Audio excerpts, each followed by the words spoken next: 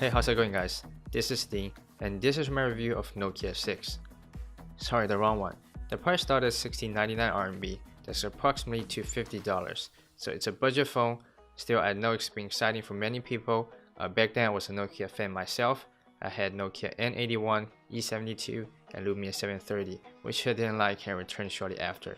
So which one is your favorite Nokia phone? Let me know in the comment down below. Okay, Nokia is back with Android.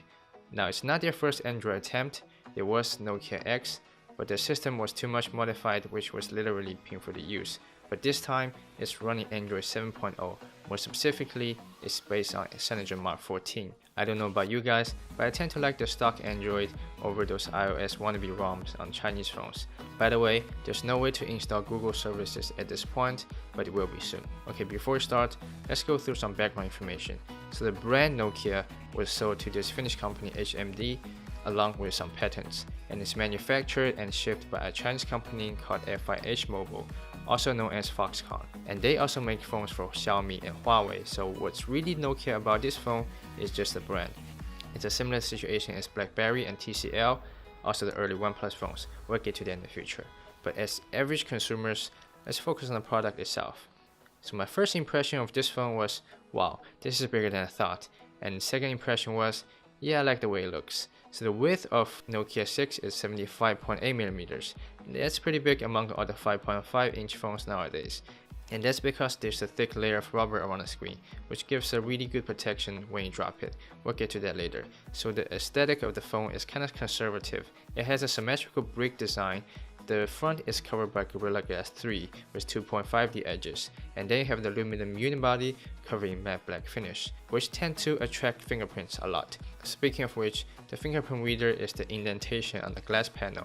It's similar to the one on Xiaomi 5S.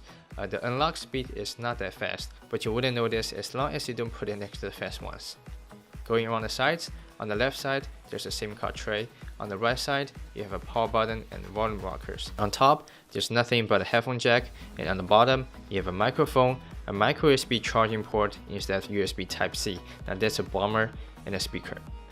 Okay, the screen. Nokia 6 has a 5.5-inch 1080p IPS display. Trust me, I've seen horrible screens on some budget Chinese phones, but this is not one of them. It's not as colorful as the AMOLED display, but it's crisp and color accurate, and the viewing angle is good too. Now, build quality. Nokia phones are always marketed to be durable, and it does feel durable in hand. The keys are firm, the travel is a bit short. Nokia claims that this phone can survive 200 times drop test at the lab. Well, there's no way for me to find out. I'm not gonna use it to crack nuts or something, but I did have a happy accident myself.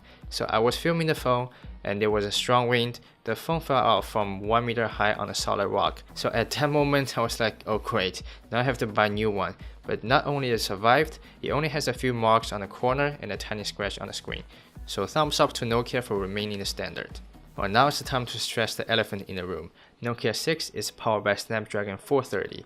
Now, I know it's a relatively weak processor because it starts with number 4, but still it has 8 core, it has Adreno 505 GPU, which is more powerful than Adreno 405 on Snapdragon 616. See, most people don't need that much horsepower.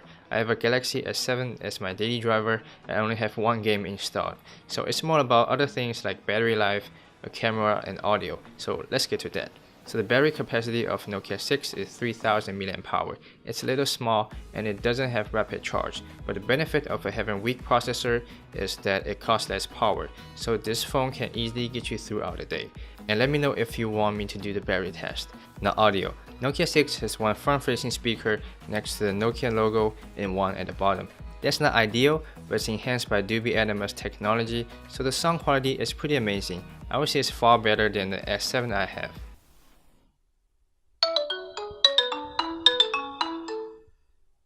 Now, camera. It has a 16 megapixel camera with f2.0 aperture.